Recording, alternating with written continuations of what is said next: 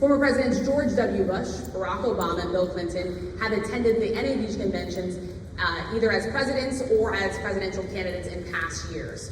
NABJ is currently in conversation with Vice President Kamala Harris's team to schedule a Q&A either in person or virtually in September.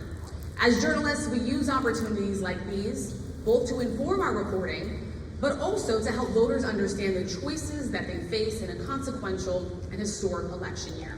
NABJ has partnered with PolitiFact to fact-check this conversation in real time. You can access that feed on social media using the hashtag NABJFactCheck. Again, the hashtag is NABJFactCheck. We have a lot to get to. We do not want to waste any time, so let's bring out the former President of the United States, the Republican nominee for President, former President Donald Trump.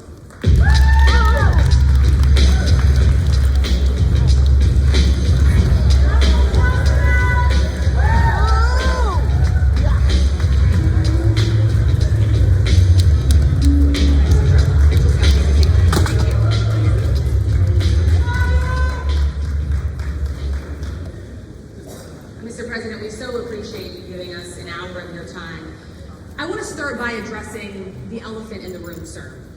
A lot of people did not think it was appropriate for you to be here today. You have pushed false claims about some of your rivals, from Nikki Haley to former President Barack Obama, saying that they were not born in the United States, which is not true. You have told 4 congresswomen of color who were American citizens to go back to where they came from. You have used words like animal and rabbit to describe black district attorneys. You've attacked black journalists, calling them a loser, saying the questions that they ask are, quote, stupid and racist. You've had dinner with a white supremacist at your Mar-a-Lago resort. So my question, sir, now that you are asking black supporters to vote for you, why should black voters trust you after you have used language like that?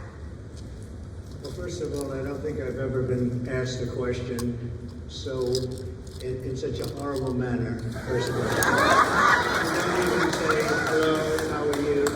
Are you with ABC? Because I think they're a fake news network. And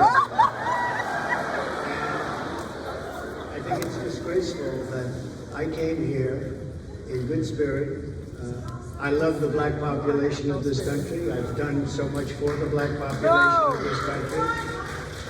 Including employment, including opportunity zones with Senator Tim Scott of South Carolina, which is one of the greatest programs ever for black workers and black entrepreneurs.